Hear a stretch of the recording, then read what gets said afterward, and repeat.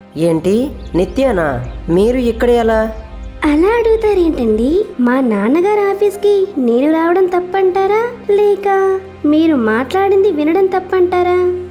అంటే మేము మాట్లాడుకున్నదంతా విన్నారా? లేదు మాధవ్ గారు, నేనేం వినలేదు. మీరు మాట్లాడినవే నాకు వినిపించాయి. నేను మీకు ఒక డోల్లా కనిపిస్తున్నానన్నమాట. అలా కాదు నిత్య గారు, నా ఉద్దేశం అది కాదండి.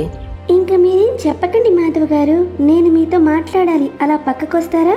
ఎందుకు? ఇక్కడే మాట్లాడదాం. ఏమైంది? లేదండి, నేను మీతో ఒంటరిగా మాట్లాడాలి అనుకుంటున్నాను. సరే పదండి నిత్య గారు.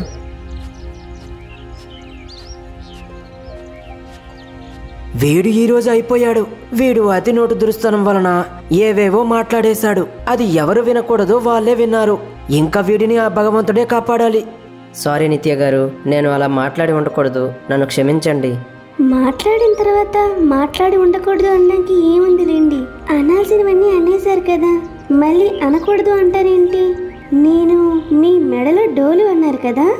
అయ్యో నిత్య గారు, మిమ్మల్ని అనాలనేది నా ఉద్దేశం కాదు. నా పరిస్థితులు అలా ఉన్నాయి. మీకు కాబోయే భర్తపై మీకు ఎన్నో ఆశలు ఉంటాయిగా, అందుకే అలా అన్నాను. ఇవన్నీ మనసులో పెట్టుకుని వనజ నేహాన్ పెళ్లి ఆపమని మీ నాన్నగారికి చెప్పకండి. తప్పుగా మాట్లాడింది నేను. మీరు దీనికి ఎలాంటి శిక్ష వేసినా నేను అంగీకరిస్తాను. వాళ్ళు ఇద్దరూ చాలా ప్రేమించుకున్నారు. వాళ్ళని విడదీయకండి. అయ్యో మాధవ్ గారు, నేను మా అన్న వదిన విషయంలో ఎందుకు అలా చేస్తాను? నేను ఎప్పటికీ వాళ్ళ విషయంలో అలా చేయను. మీరేం కంగారు పడకండి. అయినా మీరు మీ స్నేహితుడితో మాట్లాడినవన్నీ నేను విన్నాను. అందులో మీరు తప్పుగా ఏం మాట్లాడినట్టు అనిపించలేదు నాకు. ఒక బాధ్యత గల వ్యక్తి ఇలానే మాట్లాడతారు అనిపించింది. థ్యాంక్ యూ నిత్య గారు. అయినా మీరేంటి ఇక్కడ? ఏమైనా పని మీద వచ్చారా? లేదండి, నాన్నగారు మీతో కలిసి మాట్లాడి రమ్మన్నారు, అందుకే వచ్చాను. అవునా? అవునండి నిత్య గారు, నాకు ఒక సందేహం. అడగవచ్చో లేదో తెలీదు, కానీ అడగక తప్పడం లేదు.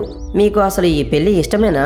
అంటే మీ నాన్నగారు వనజ నేహాన్ పెళ్లి విషయం మాట్లాడడానికి వచ్చినప్పుడు మన ఇద్దరి పెళ్లి గురించి చెప్పారు. కానీ నేను ఎవరో ఎలా ఉంటానో తెలీదు. అన్న ప్రేమ కోసం మీరు ఎలా పెళ్లికి ఒప్పుకున్నారు? నిజానికి మీకు ఈ పెళ్లి ఇష్టమేనా, లేక మీ అన్నయ్య కోసం ఒప్పుకున్నారా? అలా ఏం లేదు మాధవ్ గారు, నాకు ఈ పెళ్లి ఇష్టమే.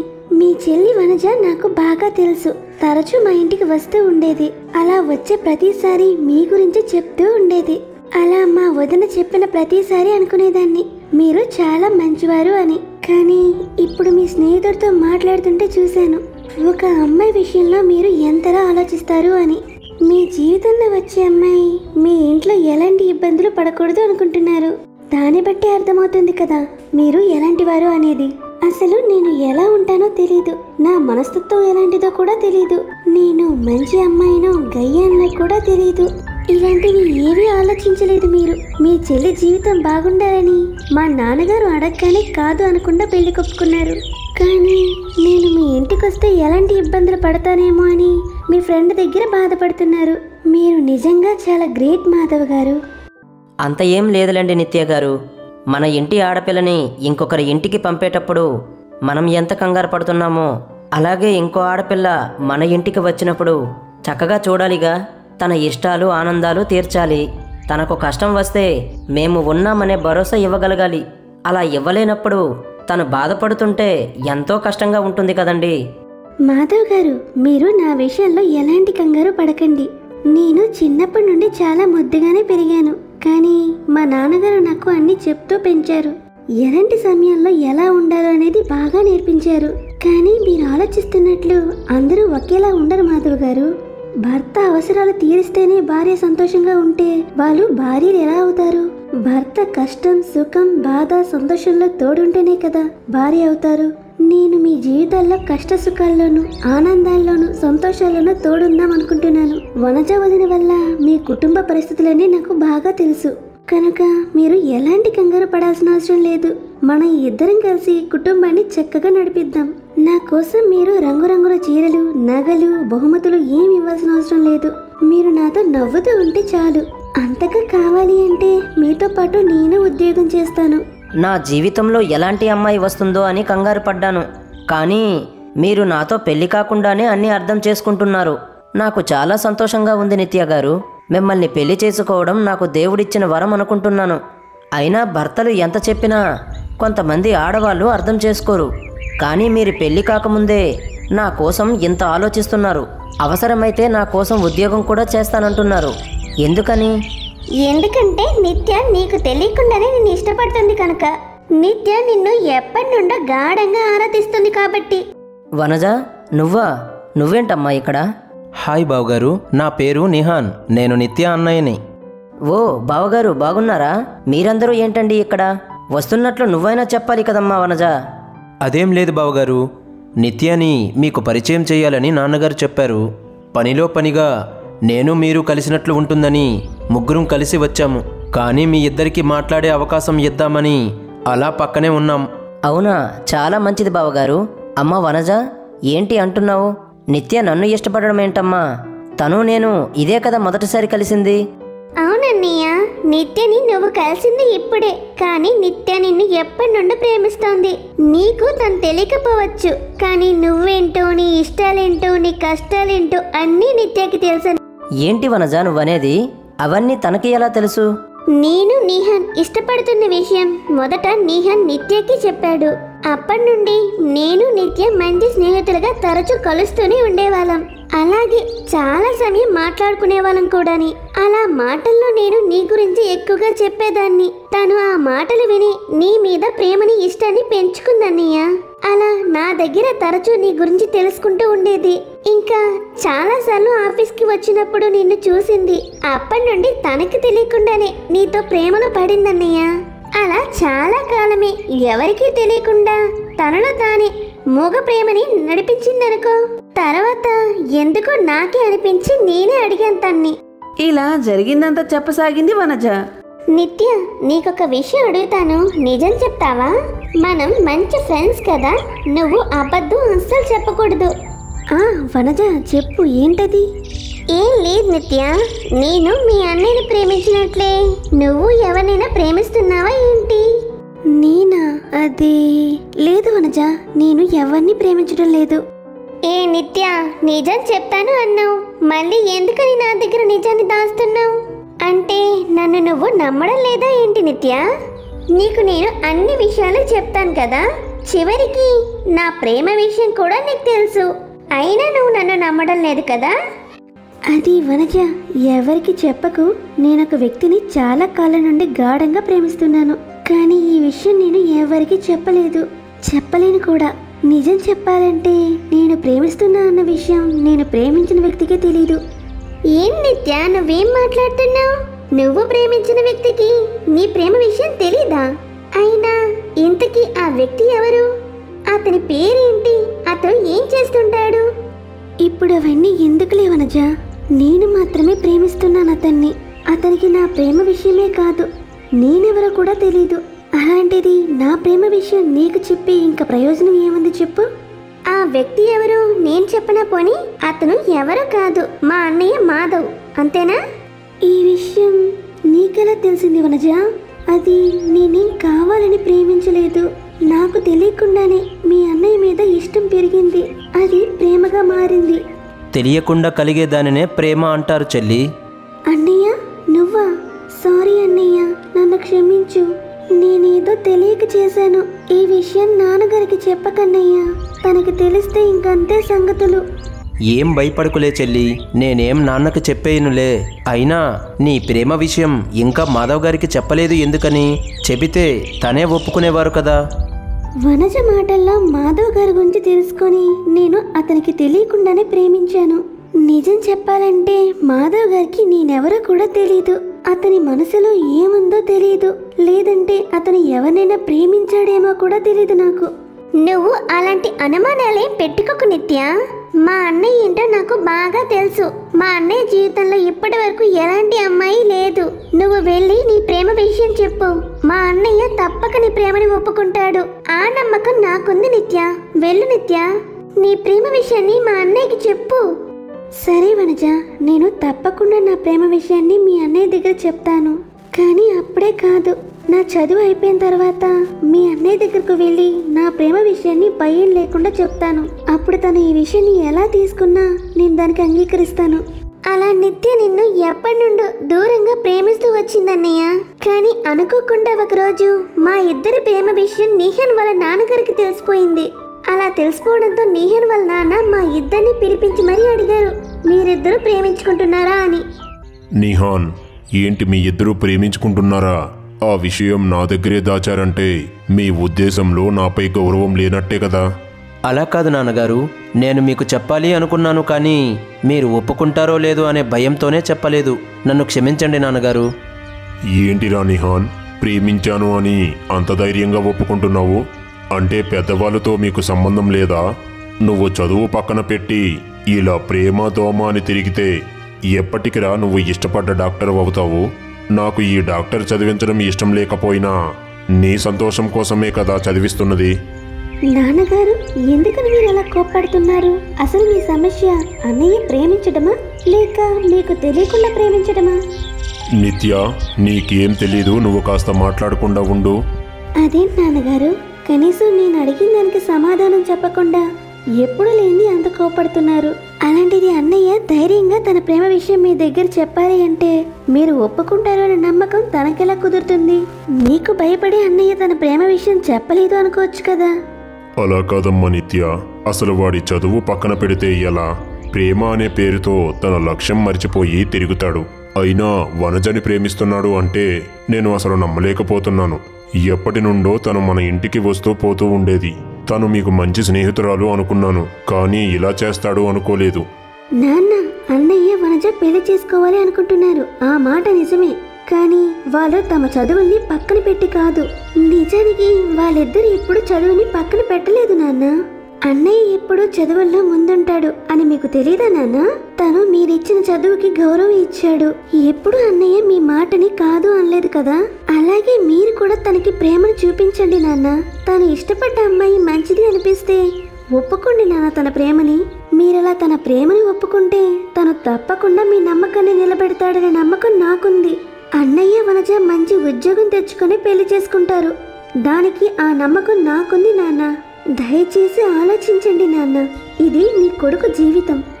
వనజ చాలా మంచి అమ్మాయి. నేను ఎంతో కాలంగా చూస్తున్నాగా. వనజని నిహాన్కి ఇచ్చి పెళ్లి చేయడంలో నాకు ఎటువంటి సమస్య లేదు. కానీ తన కుటుంబం ఎలాంటిదో, అసలు ఈ పెళ్లి విషయం గురించి ఏమంటారు అనేదే తెలియదు. వీళ్ళు ప్రేమించుకున్నా సరే ఉద్యోగాలు వచ్చిన తర్వాతే పెళ్లి చేసుకుంటాము అనుకోవడం నాకు చాలా బాగా నచ్చింది. అమ్మా వనజ, మీ ఇంటి వారి గురించి కాస్త చెప్పమ్మా. ఏం భయపడకుండా చెప్పు తల్లి. మాకు ఎలాంటి కులం మతం భేదాలు లేవు. ఎలాంటి మొహమాటం లేకుండా చెప్పమ్మా. అంకుల్ గారు, మా ఇంటి వాళ్ళ గురించి నాకంటే ఎక్కువ మీకే తెలుసుంటుంది అనుకుంటున్నాను. మా అన్నయ్య మాధవ్ మీ ఆఫీస్ లోనే పనిచేస్తున్నాడు. మా నాన్నగారు కూడా అదే ఆఫీస్ లో పనిచేసేవారు. మా నాన్నగారు చనిపోయాక ఆ ఉద్యోగం మా అన్నయ్యకి వచ్చింది. ఇప్పుడు మా అన్నయ్య అదే ఉద్యోగం చేస్తున్నాడు. ఏంటి, నువ్వు మాధవ్ వాళ్ళ చెల్లివా? ఈ విషయం నాకు ఇప్పటి వరకు తెలీదు. మీ అన్నయ్య నాకు చాలా బాగా తెలుసు. తనతో నేను మాట్లాడతానులే. కానీ నీకు ఈ పెళ్లి ఇష్టమే కదమ్మా? అంకుల్ గారు, నాకంటూ ఉన్నది అన్నయ్య, అమ్మ, అక్క. వాళ్ళు నిర్ణయం లేకుండా నేను ఏ పని చేయలేను. నిజానికి మీరు ఒప్పుకోకపోయినా ఈ పెళ్లిని నిహాన్తో నేను వద్దు అని చెప్తాను. అలాగే మా వాళ్ళ నిర్ణయం లేనిది నేను ఈ పెళ్లిని ఒప్పుకోలేను అంకుల్. నిహాన్ అంటే నాకు చాలా ఇష్టం. కానీ అంతకంటే ఎక్కువైన గౌరవం నా కుటుంబం మీద నాకుంది. ఇలా మాట్లాడుతున్నందుకు నన్ను క్షమించండి అంకుల్. మా ఇద్దరి పెళ్లి పెద్దల నిర్ణయంతో జరగాలి అనుకుంటున్నాం. అంతేగాని ఒంటరిగా చేసుకొని మీకు దూరంగా బ్రతకాలని ఎప్పుడూ ఆశపడలేదు. మీరందరూ లేకుండా మేం బ్రతకలేం కూడా అంకుల్. చాలా మంచి మాటలు చెప్పావమ్మా వనజ. నీలాంటి అమ్మాయిని మా ఇంటి కోడలు చేసుకోవడానికి ఎలాంటి అడ్డంకులు లేవు. నేను వెళ్ళి మీ వాళ్ళతో మాట్లాడుతానమ్మా. అలాగే మాధవ్తో మాట్లాడి మీ ప్రేమని పెళ్లి వరకు తీసుకుని వెళ్తాను. కానీ అప్పుడే కాదు, మీరు అన్నట్లు మీ చదువులన్నీ అయ్యాక, మీకు ఉద్యోగాలు వచ్చాకే పెళ్లి అన్నట్లు మాట్లాడతాను. మీ కుటుంబం వాళ్ళు ఏమంటారో చూస్తాను. థ్యాంక్స్ నాన్న, థ్యాంక్ యూ సో మచ్. మీరు మా ప్రేమని ఒప్పుకోవడం మాకు చాలా సంతోషంగా ఉంది. చెల్లి, ఇదంతా నీ వల్లే. థ్యాంక్ యూ రా. ఆడపిల్ల పెళ్లి చేయనిదే మగపిల్లాడి పెళ్లి జరగకూడదు అంటారు పెద్దలు. అందుకే ముందు నిత్యకి మంచి సంబంధం వెతికి తన పెళ్లి చెయ్యాలి. నువ్వేమంటావు సుమతి? అవునండి. అవునండి, మీరు చెప్పింది నిజం. ఎలాగో మన అబ్బాయి విషయంలో వనజ లాంటి మంచి అమ్మాయి దొరికింది. తను మన ఇంటి కోడలుగా రావడం చాలా అదృష్టం అనుకోవాలి. అలాగే మన అమ్మాయి నిత్య కూడా ఒక మంచి అబ్బాయిని చూడండి. కుదిరితే ఇద్దరు పెళ్లిళ్ళు ఒకే మండపంలో చేసేస్తే ఇంకా బాగుంటుందనుకుంటున్నా. మీరేమంటారు? నాన్నగారు, నేను మీకు మరో విషయం చెప్పాలి. ఏంటిరా అది? చెప్పు. ఏంటి విషయం? నిత్య ఒక అబ్బాయిని ప్రేమిస్తుంది నాన్న. ఏంటిరా, ఏం మాట్లాడుతున్నావు? నిత్య ఒక అబ్బాయిని ఇష్టపడుతుందా? అసలు మీ ఇద్దరు అన్నా చెల్లెలు అనుకునే మీ ప్రేమ విషయం దాచారా? ఇంతకీ అతను ఎవరు? అది అతను వనజ అన్నయ్య మాధవ్. ఏంటి మాధవ్నా? నా వెనకే ఉండి నేనంటే భయం నటిస్తూ నా కూతురినే ప్రేమిస్తాడా? ఎంత ధైర్యం ఆ మాధవ్కి? అసలు నాకు ఆ విషయమే తెలియకుండా ఎంత నటించాడు నా ముందు. అసలు ఏమనుకుంటున్నాడు ఆ మాధవ్? అసలు నిత్య ప్రేమిస్తున్న విషయం మీకే కాదు నాన్న, మాధవ్ గారికి కూడా తెలీదు. తెలియని విషయాన్ని మీకు ఎలా చెప్పగలడతను? ఏంటి నిహాన్, ఏం మాట్లాడుతున్నావు? మాధవ్కి తెలియకపోవడం ఏంటి? అసలు తెలియకుండా ఎలా ఉంటుంది? నేను చెప్పేది నిజం నాన్న. నిత్య మాధవ్ గారిని ప్రేమిస్తుందన్నమాట వాస్తవం. కానీ ఆ విషయం నిత్య మాధవ్ గారికి చెప్పనే లేదు అని జరిగిందంతా చెప్పసాగాడు నిహాన్. అవునా? ఏమమ్మా నిత్య, నీకు మాధవ్ అంటే ఇష్టమా? పర్వాలేదు, చెప్పు తల్లి. మాధవ్ని చాలా కాలంగా చూస్తున్నాను. తను చాలా మంచివాడు. ఎలాంటి చెడు అలవాట్లు లేవు. కుటుంబం కోసం ఎంతో కష్టపడే వ్యక్తి. వాళ్ళ నాన్నగారు చనిపోయాక చిన్న వయస్సులోనే ఇంటి బాధ్యతను తీసుకున్నాడు. కుటుంబాన్ని నడిపించే వ్యక్తి. నిత్య, ధైర్యంగా చెప్పు తల్లి. ఈ నాన్న అంతా చూసుకుంటాడు. అవును నాన్న, నాకు మాధవ్ గారంటే చాలా ఇష్టం. ఇంకేంటండి ఆలస్యం? అమ్మాయి నచ్చిందంటోంది కదా. మీరు కూడా అబ్బాయి మంచివాడు అంటున్నారు. మీకు బాగా తెలిసిన వ్యక్తి అంటున్నారు. వెంటనే వెళ్ళి పిల్ల ప్రేమ విషయం మరియు వనజ నిహాల పెళ్లి విషయం గురించి చెప్పేయండి. వీళ్ళందరికీ ఒకే మండపంలో పెళ్లి చేసేయవచ్చు. పెళ్లి తరపు వాళ్ళు కూడా ఏమనుకుంటున్నారో మనకి తెలియాలి కదా. తొందరగా వెళ్ళండి. నాన్న, నా ప్రేమ విషయాన్ని మాధవ్ గారికి నేనే చెప్పాలి అనుకుంటున్నా. అంతవరకు మీరు మాధవ్ గారితో ఏమీ చెప్పకండి నాన్న, దయచేసి. అలానే తల్లి, నీ ఇష్టం. అలా నాన్నగారు మన ఇంటికి వచ్చి మన ఇద్దరు పెళ్లి విషయం మాట్లాడారే గాని నిత్య ప్రేమ విషయాన్ని మాత్రం నీకు చెప్పలేదు. ఇప్పుడు చెప్పరా అన్నయ్య, నిత్య ప్రేమ విషయాన్ని నువ్వు మనస్ఫూర్తిగా అంగీకరిస్తున్నావా? ఏంటి వనజ నువ్వు చెప్పేది? అసలు నేను నమ్మలేకపోతున్నా. నాకు తెలియకుండా నిత్య నన్ను ఇంతలా ప్రేమించిందా? నా జీవితంలో అన్ని కష్టాలే అనుకున్నాను, కానీ నాకు ఇంత అదృష్టం వస్తుంది అనుకోలేదు. నా గురించి తెలిసి అర్థం చేసుకునే అమ్మాయి నన్ను వెతుక్కుంటూ వస్తుంది అనుకోలేదు. నాకు ఈ విషయం వినడానికే చాలా సంతోషంగా ఉంది. తన గురించి నేను తెలుసుకున్నాక తనపై నాకు ప్రేమ పెరిగిపోతుంది. నిత్య, కాస్త ఆలస్యంగా చెప్తున్నాను, ఏమనుకోకు. ఐ లవ్ యూ నిత్య. మనం పెళ్లి చేసుకుందామా? ఇలా కొద్ది రోజులు గడిచాయి. మాధవ్, నిత్య మరియు వనజ నిహాల పెళ్లి అంగరంగ వైభవంగా జరుగుతుంది.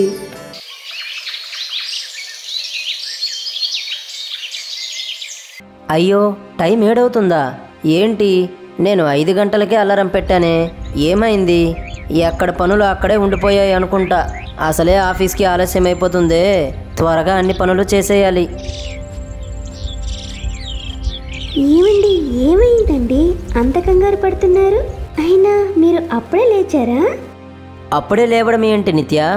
నేను 5 గంటలకే అలారం పెట్టాను, కానీ అది మోగనే లేదు. ఇంకా కంగారంటావేంటి? ఓ అదా, ఆ అలారాన్ని నేనే ఆపానండి. ఏంటి, నువ్వు ఆపావా? అయినా ఎందుకు ఆపావు? అవతల నాకు ఎన్ని పనులు ఉన్నాయి. ఆఫీస్కి కూడా వెళ్ళాలి ఇంకా. మీరెందుకండి అంత కంగారు పడుతున్నారు? నేను అన్ని పనులు చేసేసాను. మీరు ముందు వెళ్ళి ఫ్రెష్ అయ్యారండి. చెప్పడం మర్చిపోయాను, టీ టేబుల్ మీదే పెట్టాను, వెళ్ళి తాగండి. అలాగే టిఫిన్ కూడా మీకు ఇష్టమని పూరీ చేశాను, చల్లారిపోతుంది. అమ్మా నిత్య, ఎలా రా అమ్మా ఒకసారి. వస్తున్నాను అత్తయ్య గారు. ఏంటండి మీరు ఇంకా అలానే చూస్తున్నారు? వెళ్ళండి, ఆలస్యం అవుతుందని చెప్తున్నాను కదా.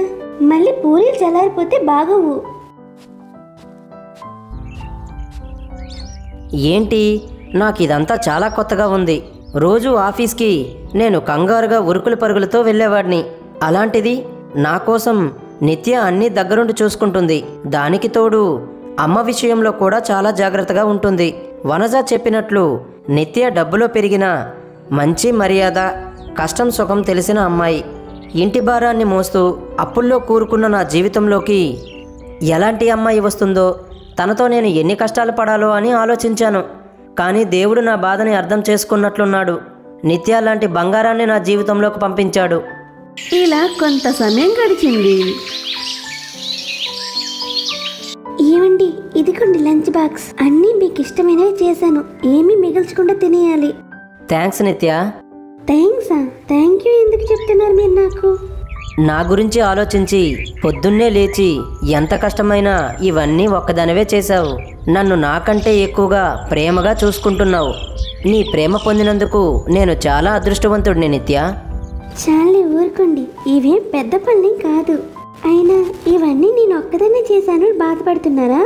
అత్తయ్య గారు ఆరోగ్యం బాగాలేదు కదా, దానికి తోడు నేను మీ భార్యని. ఇవన్నీ అందించడం నా బాధ్యత. సరే కానీ రేపటి నుండి నన్ను నీతో పాటు నిద్రలేపు. ఇద్దరం కలిసి ఈ పనులన్నీ చేద్దాం. ఇన్ని పనులు ఒక్కరే చేయాలి అంటే ఎంత కష్టమో నాకు బాగా తెలుసు. ఇన్నాళ్ళు మీరు పడ్డ కష్టాలు చాలండి. మీరు ఆఫీస్ పనులు చూసుకోండి, నేను ఇంట్లో పనులు చూసుకుంటాను. ఎలాగో ఇంట్లో ఖాళీగానే ఉంటాను కదా. అలాగే సాయంత్రం తొందరగా వచ్చేయండి. ఇలాంటి మరిన్ని వీడియోల కోసం మా ఛానల్ని లైక్ చేసి సబ్స్క్రైబ్ చేసుకోండి. పక్కనే ఉన్న గంట సింబల్ని ఆన్లో పెట్టుకోండి. అప్పుడే మేము చేసిన వీడియోస్ అన్ని మీకు నోటిఫికేషన్ ద్వారా వస్తాయి.